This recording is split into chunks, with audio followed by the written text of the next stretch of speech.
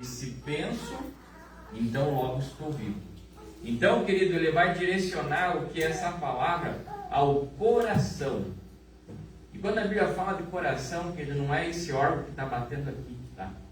Ele vai falar de todo o entendimento, de todo o pensamento, de todo o que flui, o que surge, todo esse sentimento.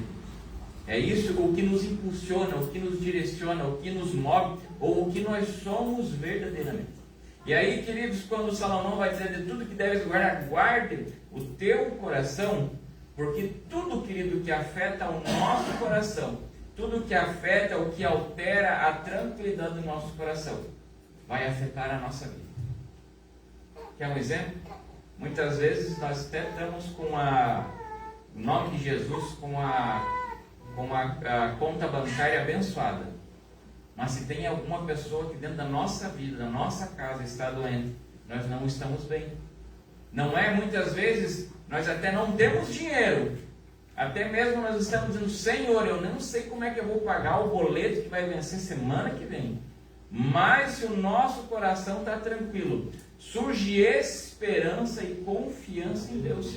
Então, queridos, tudo que entra no nosso coração, nós temos que processar e filtrar. É isso que Salomão está dizendo. Porque, queridos, a Bíblia vai dizer em Provérbios 27, e como a água, o rosto corresponde ao rosto, assim o coração do homem ao homem. Ele está dizendo que como o homem vai, antigamente não havia espelho, como o homem vai até as águas e vê o rosto ali, quer dizer que aquele é o rosto dele, assim é o coração do homem corresponde ao homem. Então não existe um homem ser bom por fora e ter um coração podre por dentro. Pastor, mas existem pessoas que fazem cena? Fazem. Mas ela não consegue enganar todo mundo. No momento em que se fecha em 4 paredes, quem sabe no seu quarto, onde a gente faz um processo de autoanálise, o que nós acertamos, o que nós erramos, essa pessoa, ela se sente sozinha, ela se sente vulnerável. Ela se sente aquela pessoa que ela não precisa, ela não olha o seu direcionamento para Deus. Ela precisa da atenção das pessoas. E você, quem sabe, vai conhecer uma pessoa assim.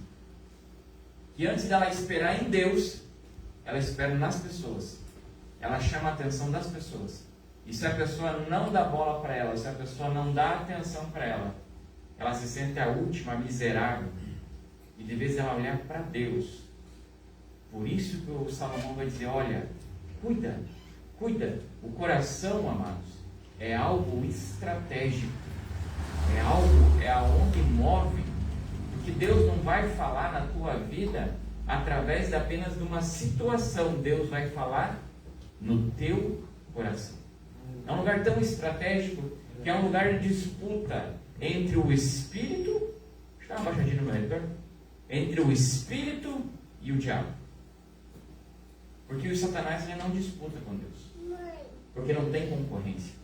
Eu só posso disputar com alguém se tiver concorrência, se nós estivermos no mesmo nível. Mas com Deus, Satanás não disputa. Mas é entre o Espírito que clama, que é o Espírito, o fôlego de vida nosso, que clama por Deus. E o diabo que está armando artimanhas para que o nosso coração seja o quê? Seduzido, seja transformado, seja guiado, seja totalmente desviado do caminho do Senhor. A palavra que o presbítero irmão Claudemir leu aqui, que foi que confirmou a palavra nessa noite, o salmista vai dizer, escondi a tua palavra no meu coração. Para quê? Para eu não pecar contra ti. Sabe o que ele está dizendo? Eu coloquei a tua palavra, eu examinei a tua palavra, eu li a tua palavra, e eu coloquei ela num lugar estratégico. Para quê? Para que guiasse os meus caminhos. Para que guiasse a direção do meu olhar, do meu pensar. Porque o Salomão vai dizer, olha, é ali do coração que está o quê? As fontes da vida. Não tem como eu ser bom sendo podre por dentro. Não tem como eu ser bom buscando um reconhecimento para o homem. Porque se eu não tivesse reconhecimento, eu vou dizer que tudo que eu fiz bem, ou fiz o de bom, não valeu a pena. Porque quando a gente faz algo bom, faz algo de coração, A gente não busca reconhecimento. A gente não busca. Nós estamos aqui na igreja, cada um tem vários irmãos que estão cuidando de algum departamento. Ninguém está buscando benefício para si próprio. Porque nós estamos buscando tudo para a glória de Deus. Ninguém está esperando que bata no nosso ombro e diz, olha, você prega bem, ou você cuida desse departamento bem, ou você é um excelente músico. Não. Porque a partir do momento que nós cuidamos do departamento, a partir do momento em que nós tocamos, a partir do momento que nós cantamos, a partir do momento que nós limpamos a igreja, se nós limpamos para Deus, é para a honra e glória dele. Glória a Deus. Por isso Deus. nós não vamos se frustrar. E o nosso coração tem que estar direcionado para com Deus. Porque escondi a tua palavra no meu coração. Qual que é a palavra? A palavra de obediência, de estatutos. A palavra que quando eu olho para o irmão eu posso ver Deus. Por isso que Satanás ele vai lutar tanto contra o homem para que eu possa olhar para o irmão e não conseguir enxergar amor. Porque para eu quebrar os 10 mandamentos, basta eu quebrar o primeiro. Amar a Deus sobre todas as coisas. O próximo. Ponte mesmo.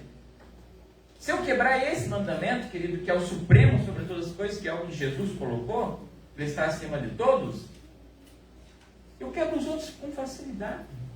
Eu vou matar com facilidade. Eu vou roubar com facilidade. Eu vou adulterar com facilidade. Eu vou adorar outros deuses com facilidade. Eu vou desobedecer o pai e a mãe com facilidade. Porque, queridos, é isso que o Satanás quer. Entrar no coração, e é porque ele chega chegando? Jamais. Satanás nunca vai chegar chegando. Ele nunca vai chegar chegando. Ele tem tempo. E eu posso dizer algo, querido. Mais do que você se conhece. Mais do que a tua mãe te conhece. Mais que o teu esposo, a tua esposa. Mais do que qualquer um do teu redor te conhece. Menos que Deus. Mas mais do que isso é Satanás. Ele é especialista em você. Você nasceu, querido, e a Bíblia vai dizer que o inimigo está ao nosso derredor. Então tem um lá, um chifrudo que está ao nosso derredor. E isso para qualquer homem, querido. Isso aí não é, não, mas eu sou pastor. Não, isso é para qualquer homem. Não, mas eu oro 12 horas por dia. Para qualquer homem, ele está ao derredor. Te observando, esperando o melhor momento para te atacar. Quais são as ciladas ou quais são as fragilidades do teu coração? Porque tem uns que ele tem que trabalhar muito na área do dinheiro. E aí na área do dinheiro ele vai seduzir, ali o homem vai cair. Outro, quem sabe é na área da pornografia. Outro, quem sabe é na área do carinho, do amor, da atenção. E nem isso é tanto sexual, mas o carinho de uma pessoa. A pessoa se sente rejeitada. E ele vai trabalhando, querido, e quando vê, e nós falamos muito naquele um pouquinho não faz mal. Aquele um pouquinho não faz mal é muito perigoso. Um pouquinho não faz mal é muito perigoso. Eu lembro um dia, querido, quando a minha filha Isabel, tocou aqui essa benção. Ela estava ainda na creche, no pré, e nós orientamos ela para ela não participar da festa junina. Porque a festa junina é uma comemoração a santos, que nossa igreja não aceita isso. O santo é Deus e sobre todo ele é sobre todos nós, e não existe nem ninguém mais santo do que ele. E aí eu lembro que a minha filha chegou, ela era pequenininha, e ela falou que a professora apanhou todo mundo ensaiar na frente dela e colocou ela sentadinha no banco. E ela tinha uns 4, 5 anos, isso aí com a cabeça de uma criança deve ser um negócio bem, sabe? E eu falei, mas meu Deus, será que vale a pena fazer passar por isso? E o Espírito Santo se tocou no meu coração e disse, aí começa a prova do um pouquinho não faz mal. E a gente começa um pouquinho não faz mal, querido, é um pouquinho, não, eu vou liberar ela, não tem nada a ver. Daqui a pouco não tem nada a ver ela ir posar na casa de um amiguinho. Daqui a pouco não tem nada a ver ela sair com pessoas que não são crentes. Daqui a pouco não tem nada a ver ficar até altas horas da noite. Daqui a pouco não tem nada a ver assistir um filme esquisito. Daqui a pouco não tem nada a ver muita coisa. E daqui a pouco ela não tem mais nada a ver com a igreja. Daqui a pouco ela não tem mais nada a ver com a identidade de cristão. E um pouquinho, querida, é um pouquinho. O inimigo ele vai trabalhar dentro de um pouquinho e de repente é grande. A rachadura, lembra que nós tínhamos na nossa igreja? Ela não rachou do dia para noite. Ela começou com um pouquinho. Tinha uma rachadura lá, lembra, Eliel? Bem nas costas do Eliel. Ela começou com um pouquinho, depois ela estava passando uma caneta já. Foi com um pouquinho. E quem sabe um dia ia cair aquilo ali, se nós não tivesse derrubado ela. E que nós temos que cuidar com esse pouquinho, porque esse pouquinho entra no nosso coração e contamina. Quantas pessoas, querido, que a gente vai conversar, e a pessoa fala, olha, eu me entristeci, porque lá atrás eu não recebi um abraço. E porque eu não recebi aquele abraço de alguém, eu nunca consegui abraçar alguém verdadeiramente. Por quê? Porque aquilo entrou no coração e começou, querido, a comer como a ferrugem, como o ferro. E aqueles que são especialistas, né, Jonas? Não é fácil de tirar, depois tem que passar uma lixa, né? Vai ter que comer o ferro. Depois que comer o ferro, vai ter que fincar uma solda, e a solda queima, né? E queima o ferro e queima quem solda. E para depois vai ter que passar mais uma lixa, para depois ficar uma coisa boa. E olha a vez se vai ficar bom, né? E é assim que Deus faz. Então não permita, querido, que o primeiro pingo de ferrugem entre no teu coração. Porque, querido, a Bíblia vai dizer em Marcos 7 que é do coração do homem, que é disputa entre o espírito e o diabo, que procede o mal. Não é de outra coisa. Não é das intenções, é do coração, porque uma pessoa só pode fazer mal se ela agir. E o que nos move, que é o coração. Até mesmo quando uma pessoa ela age de impulso, ela não tem domínio sobre o seu coração, sobre as suas ações, sobre o que move. E nós, querido, como servos de Deus, nós temos que cuidar o que procede do nosso coração. Porque a Bíblia vai dizer o que? Enganoso é o coração do homem. Então, pastor, nós somos enganosos no nosso coração, mas se Deus fala, e aí eu digo, querido, vai dizer a palavra de Deus, ali em Romanos, ele vai dizer, se a raiz é santa, os frutos também serão santos. Primeira coisa, quando morre numa semente, quando ela morre, a primeira coisa que nasce, e corrija, Marcião, não é um brotinho de uma raiz? Então, se nós consagrarmos as primícias, o resultado final vai ser abençoado. Se eu começar, querido, o meu dia consagrando ao Senhor os primeiros minutos de vida, tenho certeza que Deus vai trabalhar durante todo o dia. Se eu consagrar o meu casamento no início, querido, o meu casamento lá no final será abençoado. Quando acabar, não, mas todo o percorrer dele. Se eu, querido, consagrar o ensinamento dos meus filhos, das minhas filhas, tenho certeza, queridos, que a criação deles será santa. Se eu, querido, consagrar a Deus os princípios da minha amizade, e olha que dá sinal, eu tenho certeza, querido, que as minhas amizades nunca vão me tirar da igreja. Porque tudo dá alerta. Porque se eu só vou andar com alguém que tenha pensamentos semelhantes ao meu, passos semelhantes ao meu e atitudes semelhantes ao meu. Porque se eu andar com qualquer pessoa, isso é muito perigoso. Se eu estiver andando com uma pessoa na rua, ou duas pessoas, e a polícia me aborda, e se uma dessas pessoas tiver alguma droga, algum entorpecente, quem que vai para a delegacia? Todos. Sabe por quê? Porque eu não soube ser seletivo. Eu não consagrei a raiz. E aí o fruto, querido, é complicado. Pastor, nós temos que ser... Então nós não podemos pregar o evangelho. Não, pregar você pode. Mas andar não. Por isso que o salmista vai dizer, bem-aventurado o homem que não se assenta na roda dos escarnecedores e não anda no conselho dos ímpios. Ou é o contrário, mas é essa a intenção. Então, queridos, o nosso conselho é onde está na palavra de Deus. Com homens de Deus. Pastor, beleza, mas eu tenho um ditado que diz, se conselho fosse bom, se vendia, não se dava. Tem, não tem? Tem. Mas a Bíblia vai dizer, queridos, que na multidão de conselhos há sabedoria. doutrina. E aí nós temos que entender, escolher de que modo, de que forma que o nosso coração, a nossa vida vai ser guiada. Pela lei do mundo ou pela palavra de Deus? Pela aquela palavra que diz: a voz do povo é a voz de Deus, um ditado dos homens, mas a voz de Deus é suprema. Então quer dizer que quando o povo falou solte Barrabás e mate Jesus, era Deus que estava falando. Nós temos que olhar para a palavra de Deus. Outra coisa, queridos, outro segredo está em Deuteronômio 6.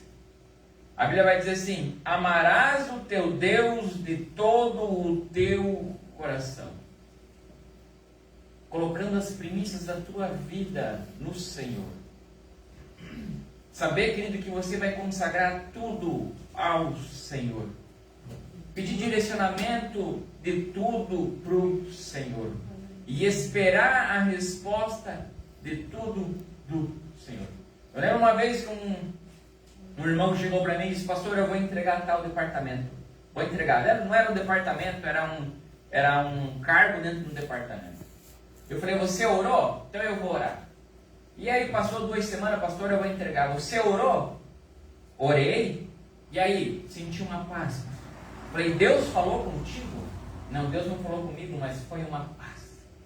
Passou-se 1 ano, recebemos uma ligação e a pastora, nós chegamos na casa dessa pessoa, e essa pessoa disse: pastor, eu sei que tudo que aconteceu na minha vida de ruim, o preço que nós pagamos, foi porque eu larguei aquele cargo dentro daquele departamento. Porque eu não olhei para o que Deus tinha dado na minha mão, mas eu olhei para a situação que eu queria escapar. Então, queridos, quando nós buscarmos a Deus de todo o coração e esperar a resposta dEle, é aquilo, querido: se Deus mandar eu ir, eu vou; se Deus mandar voltar, eu volto; mas se Deus não falar nada, eu não arredo o meu pé. Porque se Ele está no controle de tudo, quer dizer que eu estou no centro da vontade dEle. Quando Deus leva o povo para o deserto, pastor, deserto é lugar de dificuldade, sim. Mas eles tiveram a experiência de viver a presença de Deus. E mesmo assim eles falharam. E por isso, querido, que nós temos que permanecer firmes e fortes. Porque esses são os perigos. E os perigos, querido, quando nós deixamos o mal entrar em nosso coração. Mas, pastor, como que nós deixamos entrar o mal? Pelo olhar, pelo ouvir, pelo sentir. E isso vai nos trazer um prejuízo muito grande, sabe por quê? Porque isso endurece o coração. E isso endurece o coração de tal forma, querido, que torna um coração totalmente incrédulo, um coração perverso. Tem pessoas, querido, que quando o coração endureceu tanto, que se Jesus aparecer na frente dessa pessoa, falar com ela, ela não acredita que é Jesus. Se mostrar os cravos, os buracos, não vai acreditar que é Jesus. Pessoas que elas endureceram, por quê? Porque deixaram aquele pouquinho começar a entrar. Eu tenho um ditado que diz: eu prefiro ser um crente quadrado do que um crente redondo que vai rolando para o inferno. Mas quer dizer, pastor, não, eu estou dizendo que é a palavra, não estou dizendo que é os costumes, eu estou dizendo que é a palavra. Que o meu corpo é templo do Espírito Santo, então eu tenho que cuidar o que eu coloco sobre o meu corpo, eu tenho que cuidar o que eu faço sobre o meu corpo, eu tenho que cuidar o que os meus olhos estão olhando, eu tenho que cuidar o que minha boca está falando, o que meus pensamentos estão acontecendo. Se estiver acontecendo alguma coisa, eu tenho que dobrar o joelho e dizer: Senhor, tira isso de mim. Me livra do mal. O próprio Jesus vai dizer, me livra das tentações. Não deixe que as tentações venham sobre mim.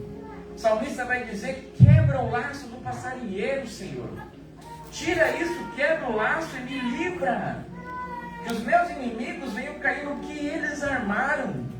Porque eu não posso ter um coração endurecido.